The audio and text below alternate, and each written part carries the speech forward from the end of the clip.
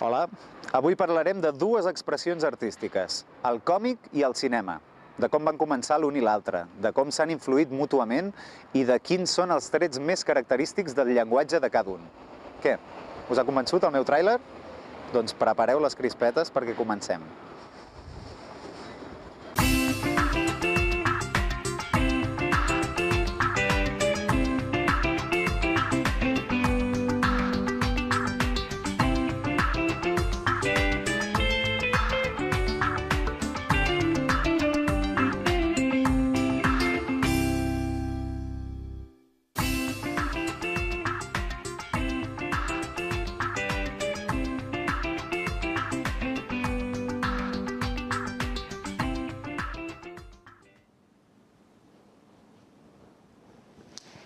El cinema va néixer fa poc més de 100 anys.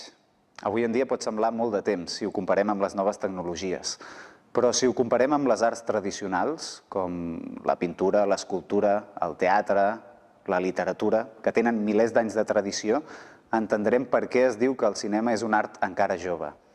Tot i així, és una de les arts que actualment fascinen més i gairebé segur que més gent. Però comencem intentant fer-ne una definició i explicant una mica d'història.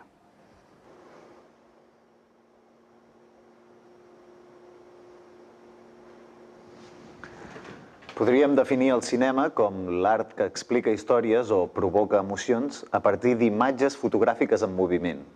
I podríem dir que va néixer l'any 1895. El cinema va néixer l'any 1895 gràcies a diferents avenços tècnics, però la voluntat humana de representar la realitat en moviment ve de lluny. Les pintures de bisons amb 6 potes de la cova d'Altamira o les ombres xineses demostren l'interès mil·lenari de l'ésser humà per representar el moviment. Però no va ser fins al segle XVII que l'home va aconseguir desenvolupar els primers aparells que permetien reproduir imatges en moviment. El primer d'aquests invents va ser l'anomenada llanterna màgica, que podia projectar en una paret o una superfície blanca figures pintades sobre petites tires de vidre. En ser il·luminades, les imatges apareixien ampliades a la superfície. I, com que l'aparell es podia moure endavant i endarrere, el públic tenia la sensació que les imatges s'acostaven o s'allunyaven. Durant el segle XIX van aparèixer el zoòtrop i el praxinoscopi. Eren caixes circulars amb una sèrie de figures pintades que, en fer girar la caixa, apareixien com una sola imatge en moviment. Alguns d'aquests invents van tenir molt d'èxit com a espectacles públics i altres com a joguines. A partir de la invenció i la popularització de la fotografia, a finals del segle XIX, Edison va inventar el cinetoscopi, que permetia veure pel·lícules de manera individual. Però, oficialment, es considera que el cinema va néixer quan els germans Lumière van fer públic el cinematògraf, el primer sistema de projecció de pel·lícules per a una sala plena de públic. Amb la primera projecció dels germans Lumière va néixer el cinema, però encara va passar molt temps abans no va ser considerat com un art o com un mitjà que podia arribar a convertir-se en art. Al principi, el cinema era un espectacle que, simplement, sorprenia per la tècnica que tenia. Però Georges Méliès va convertir el cinema en art perquè va ser el primer cineasta que va crear ficció cinematogràfica. A diferència dels germans Lumière, que simplement filmaven escenes de la realitat, com l'entrada d'un tren a l'estació o la sortida d'uns obrers de la fàbrica, Méliès va explorar i va fer servir els recursos que oferia el cinema per inventar-se històries i explicar ficcions. En les seves pel·lícules, com Viatge a la Lluna o Viatge a través de l'impossible, apareixen els primers trucs cinematogràfics i els primers efectes especials. Avui en dia, acostumats als efectes especials espectaculars de les pel·lícules de gran pressupost, aquests procediments ens semblen molt primitius. Però per un moment poseu-vos en la pell de qui per primer cop veia que unes imatges en moviment, unes cares humanes de 3 o 4 metres d'alçada i uns efectes increïbles li explicaven històries a través de la gran pantalla. Així és com el cinema es va convertir en el setè art, en la mesura que es va convertir en un mitjà que oferia la possibilitat d'inventar històries i explicar-les amb imatge, i a partir de la dècada dels 30, també amb so. Però com totes les altres arts, va necessitar desenvolupar un llenguatge propi. El cinema ho va fer aprenent-ne de les altres arts, fent servir elements literaris, elements visuals, elements musicals i elements dramàtics. És un art total que té un llenguatge propi, el llenguatge cinematogràfic. El cinema no és un gènere estrictament literari, però està molt relacionat amb la literatura. D'entrada, conté elements que també tenen els gèneres literaris i altres arts. Com la novel·la o el conte, el cinema és un gènere bàsicament narratiu, ja que explica històries. Hi ha dramatització, com en el teatre, i les imatges poden tenir un alt contingut poètic. Tècnicament, a més, té diversos recursos expressius diferenciats dels de la literatura que li proporcionen un llenguatge propi. Les diferències entre la manera d'explicar les coses en una novel·la o en una pel·lícula, encara que es basin en la mateixa història, distingeixen cadascun d'aquests gèneres. Són les diferències amb les quals cada gènere intenta perfeccionar el seu llenguatge, ja que aprofita els recursos que té per comunicar-se millor amb els seus receptors.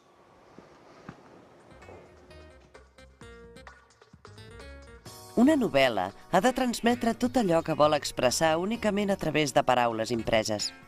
En canvi, el llenguatge cinematogràfic se serveix d'imatges en moviment i elements auditius, com els diàlegs, l'entonació dels actors, la música, els sons i els efectes especials per aconseguir el mateix propòsit. Això fa que, sovint, les adaptacions cinematogràfiques de novel·les presentin històries o situacions molt diferents de l'original, ja que per aconseguir el mateix efecte emocional, normalment s'ha de provocar de maneres diferents. En un text, les paraules se'ns presenten una rere l'altra i cada idea que se'ns explica segueix aquesta linealitat.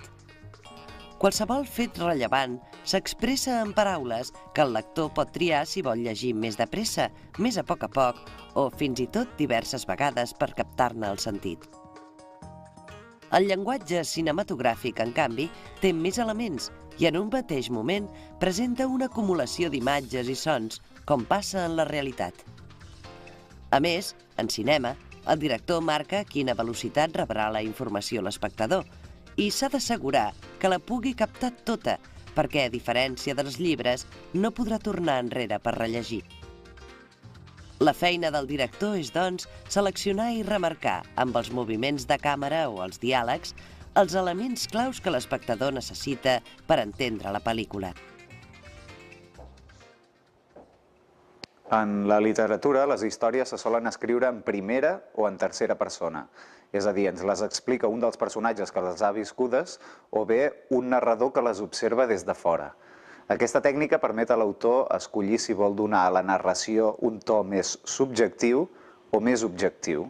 En el cas de la narració en tercera persona, ens podem trobar un narrador omniscient que coneix tots els fets de la història i fins i tot què pensen i què senten els personatges, o un narrador observador o narrador objectiu, que relata únicament allò que podem veure externament, tal com ho faria una càmera de cinema.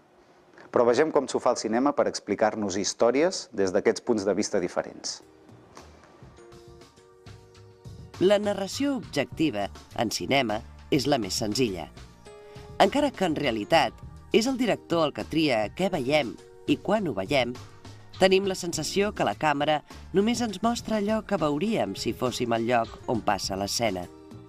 En canvi, quan es pretén narrar una pel·lícula d'una forma explícitament subjectiva, el director ha d'esmolar el seu enginy i fer servir diverses tècniques que ens puguin fer la sensació que no veiem l'escena des de fora, sinó des de dins d'un personatge. Un d'aquests recursos és el de la càmera subjectiva, que no ens mostra el personatge, sinó el que el personatge veu. Aquest tipus de recurs acostuma a alternar els plans rodats d'aquesta manera amb plans generals que mostren el personatge en el seu context. Mai no s'acaben de conèixer del tot els pares. Només la imatge que volen donar-te. Un altre recurs possible és el de la veu en off. en què un personatge parla sobre la imatge projectada sense intervenir directament en l'acció. Es fa servir especialment per presentar els pensaments d'algun personatge o per explicar alguna part de la història, com si fos un narrador en literatura, tot i que s'intenta evitar al màxim perquè es considera un recurs poc cinematogràfic.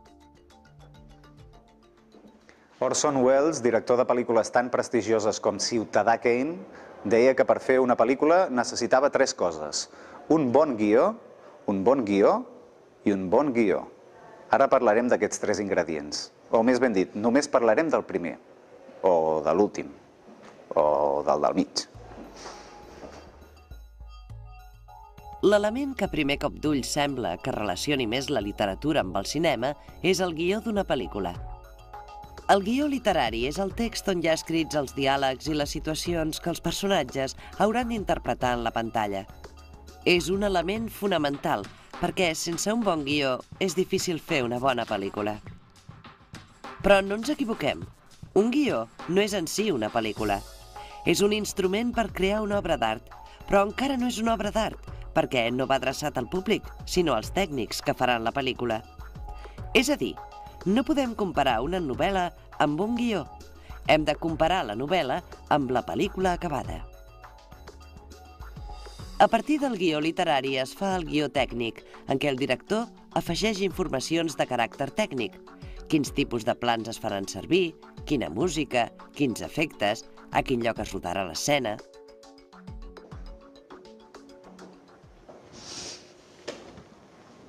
Tot i que el guionista és el que escriu la història que es rodarà, es considera que l'autèntic autor de la pel·lícula és el director, perquè, igual que l'escriptor de novel·les, és l'únic de l'equip que té al cap com ha de ser l'obra un cop acabada. El director és el que pren les decisions i dona les ordres als actors i als tècnics. I també escull quina mena de plans es faran servir en cada escena. Això dels plans sembla una feina fàcil, però no ho és tant. Cada tipus de pla té unes característiques determinades i en funció de com es planifiqui una pel·lícula, als espectadors ens semblarà veure un tipus de pel·lícula o un altre. Vegem-ne uns quants. Quan la imatge que veiem en pantalla mostra la cara d'una o més persones, ens trobem davant d'un primer pla. Si no veiem ni tan sols la cara sencera perquè no hi cap en la pantalla, l'anomenem primeríssim primer pla. I si el que capta la càmera només és una afecció, una part del cos, o bé un objecte vist de molt a prop, l'anomenem pla de detall. Si se'ns presenta una figura humana de cintura en amunt, parlem de pla mitjà. Quan la figura humana se'ns presenta dels genolls en amunt, es tracta d'un pla americà. El pla sencer presenta la figura humana de dalt a baix. I quan la figura humana apareix com un element més del conjunt de la imatge, parlem de pla general.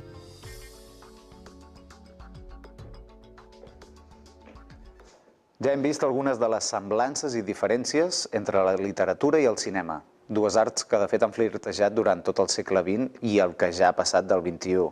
Vull dir que tant el cinema com la literatura s'han influït i inspirat mútuament i han aconseguit, tant per un costat com per l'altre, una renovació constant de tècniques i de formes d'explicar històries.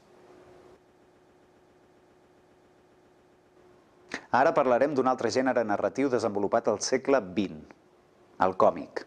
Tot i que quan va començar les historietes il·lustrades eren tractades com un gènere menor, actualment se les considera expressions d'un gènere artístic complet, que com totes les altres arts pot expressar un registre molt ampli d'emocions.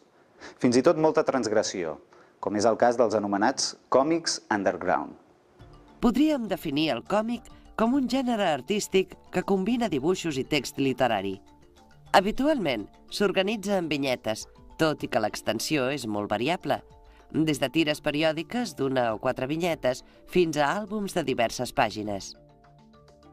Oficialment, el còmic va néixer als Estats Units amb l'aparició de la primera tira còmica en la premsa diària a finals del segle XIX.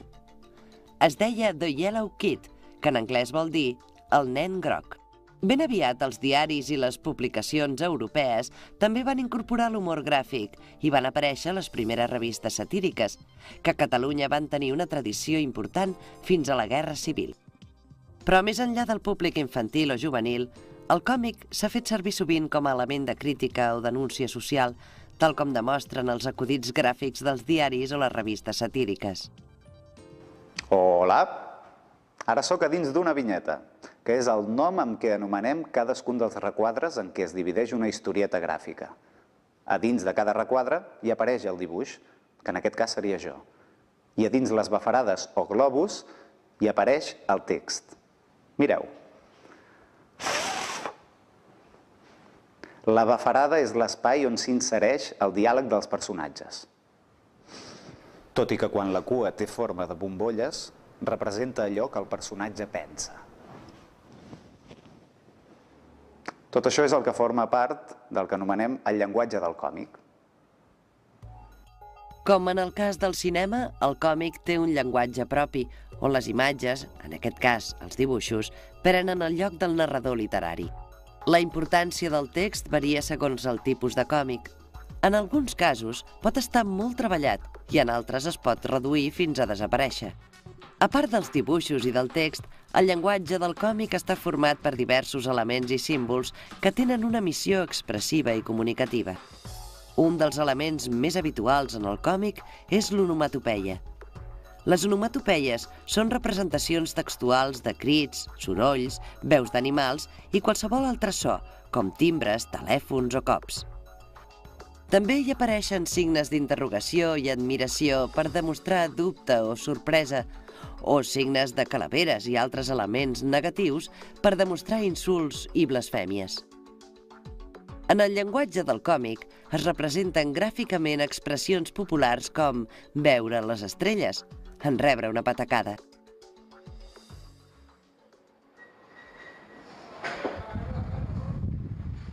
Com en el cinema i en el còmic, quan apareix la paraula fi en la pantalla o en la vinyeta, vol dir que la història s'ha acabat.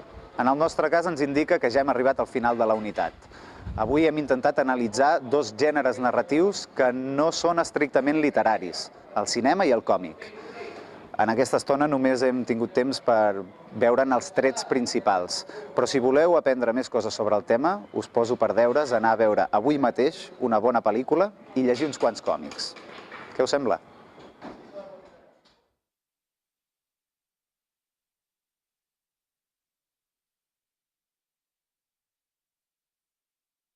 Recordeu qui va ser el primer a explorar i a fer servir els recursos del cinema per inventar-se històries i explicar ficcions?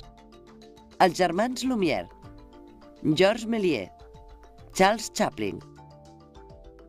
La resposta correcta és Georges Méliès, que va inventar els trucs cinematogràfics i els efectes especials en pel·lícules com Viatge a la Lluna o Viatge a través de l'impossible. Els germans Lumière, tot i que van ser els inventors del cinema, només es van dedicar a filmar escenes de la realitat. El cinema ha desenvolupat un llenguatge propi aprenent de les altres arts. Però podríeu dir quines d'aquestes característiques corresponen al llenguatge cinematogràfic? És un gènere narratiu que explica històries. Fa servir la dramatització. Utilitza imatges poètiques. Expressa tot allò que vol dir a través dels diàlegs. Les respostes correctes són les tres primeres. L'última és del tot incorrecta, perquè el llenguatge cinematogràfic se serveix d'imatges en moviment i d'altres elements, com l'actitud i l'entonació dels actors, la música, els sons i els efectes especials, perquè es pugui expressar més enllà del que diuen les paraules dels diàlegs. Hem vist que una de les feines del director d'una pel·lícula és decidir quins plans es faran servir en cada escena. Però recordeu quin nom tenen els diferents tipus d'enquadrament o pla? Vegem-ne uns quants.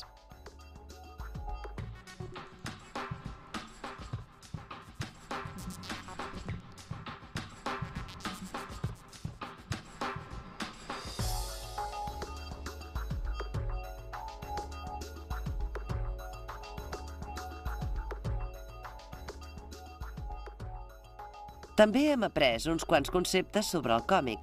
Recordeu quan es va dibuixar el primer còmic? A Alemanya al segle XV, quan es va inventar la impremta. A França, durant la Revolució Francesa. Als Estats Units, a finals del segle XIX. A Catalunya, abans de la Guerra Civil. La resposta correcta és la C. Oficialment, el còmic va néixer als Estats Units amb l'aparició de la primera tira còmica en la premsa diària a finals del segle XIX. Recordeu com es diu l'espai dibuixat en les vinyetes còmiques on s'insereix el diàleg dels personatges? La resposta correcta és bafarada. Per acabar, hem vist que a part dels dibuixos i del text, el llenguatge del còmic està format per altres elements que tenen una funció expressiva i comunicativa. Les onomatopeies en són un exemple. Podríeu dir què són? Signes d'interrogació i d'admiració. Representacions textuals de crits, sorolls o qualsevol altre so. Plof, crac, patapam. La resposta correcta és la B. Les onomatopeies no són signes, sinó paraules que ens recorden el so d'allò que volem representar.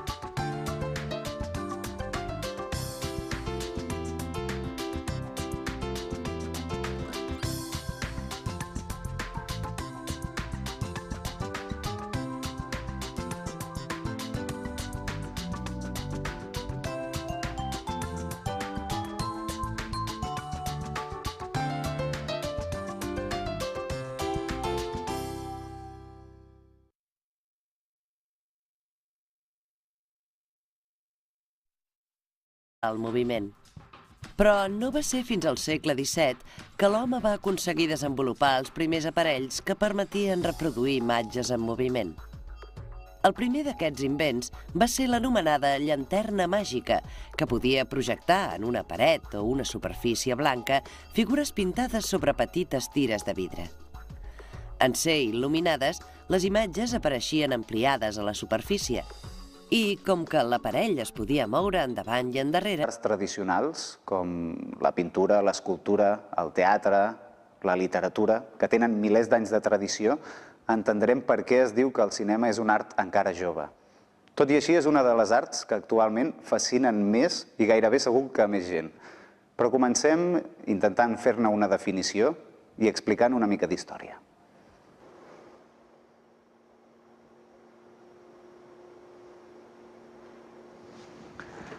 Podríem definir el cinema com l'art que explica històries o provoca emocions a partir d'imatges fotogràfiques en moviment. I podríem dir que va néixer l'any 1895.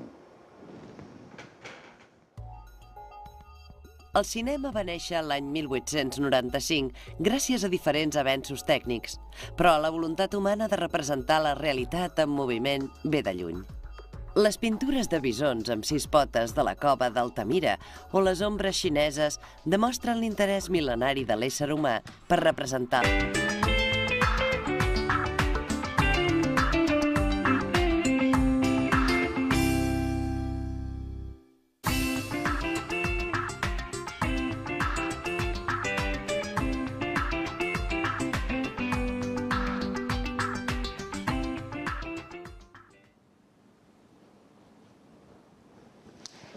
El cinema va néixer fa poc més de 100 anys.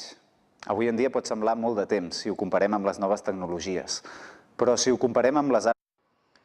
Hola, avui parlarem de dues expressions artístiques, el còmic i el cinema, de com van començar l'un i l'altre, de com s'han influït mútuament i de quins són els trets més característics del llenguatge de cada un.